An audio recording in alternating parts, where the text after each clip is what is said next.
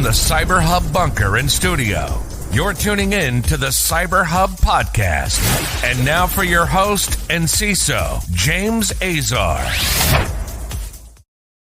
Well, good morning, everyone. Welcome to another episode of the Practitioner Brief here on the CyberHub Podcast. CyberHubPodcast.com is where you can find all of our latest content. I've got really special episodes dropping this week. They're a little late, but they're still very good.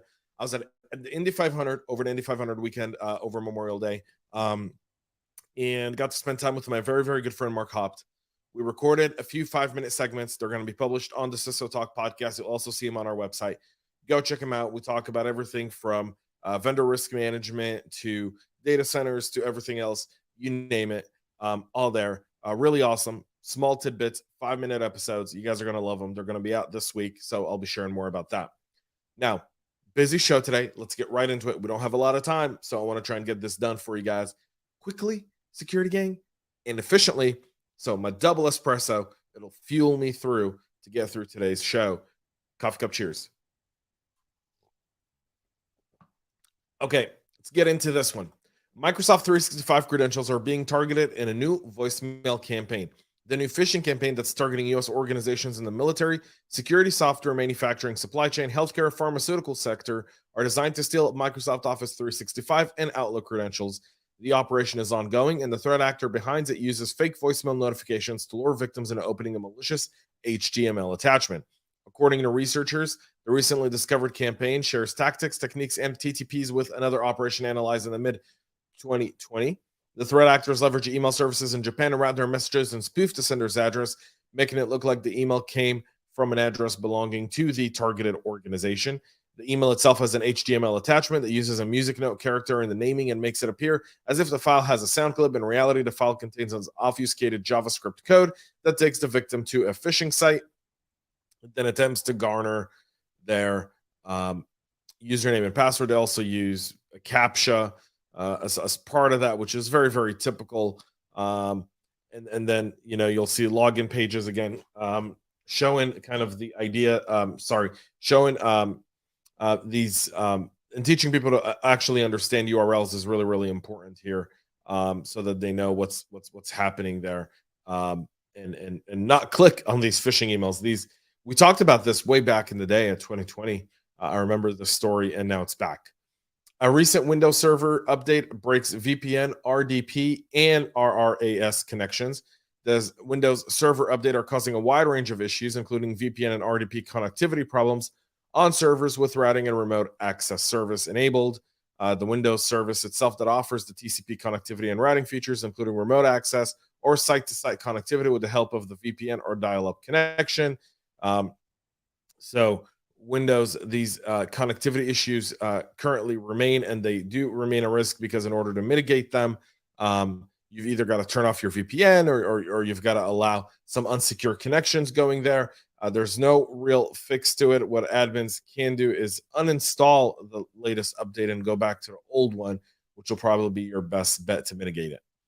The QNAP appliances are being targeted in a new DeadBolt RRAS ransomware campaign. The NAS storage devices made by QNAP are now being targeted in a new attack campaign involving DeadBolt and RRAS ransomware for more than half a year. They've been targeted in several of these campaigns, especially considering the different vulnerabilities. Furthermore, they're asking for a 5 Bitcoin payment in exchange for information on zero-day in the QNAP NAS devices that they were allegedly exploiting for initial access, and 50 Bitcoins for a master key for the ransom and full details of the vulnerability. 50 Bitcoins are not what they used to be. So keeping that in mind. Researchers disclosed 56 vulnerabilities impacting OT devices from 10 different vendors. Collectively dubbed the Icefall by Forescout, the 56 issues span across as many as 26 device models from Bentley, Nevada, Emerson, Honeywell, JT, ACAT, Motorola, Omron, Phoenix Contact, Siemens, and Yokogawa, all exposing different vulnerabilities with attackers with network access to a targeted device could remotely execute code, change the logic files, firmware of the OT device, bypass authentication, compromise creds, cause denial of service, or have a variety of operational impacts. The company said in the technical report they could have disaster or consequences. Considering the impact, these products are widely employed within critical infrastructure like oil, gas, chemical, nuclear power generation, distribution, manufacturing, water treatment, distribution, mining, and building automation. Of the 56 vulnerabilities, 38 allow for compromised creds, 21 for firmware manipulation, 14 for remote code execution, and 8 of the flaws enable tampering with configuration information. Many CVEs have come out of this. And again, we go back to what we know to be always the case. We've got to start looking at our security products no different than we look at anything else. They carry a risk. How do we look at that? How do we look at it? And how do we manage that risk? And the zero trust model here will be critical.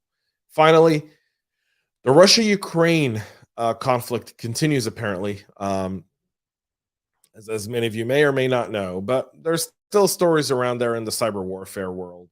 This one from The Hill I found very, very interesting because they're talking about kind of the future of cyber warfare, especially since Russia kind of kicked off the conflict with a bunch of cyber attacks in order to promote its military from in order to promote the military to get into the Ukraine.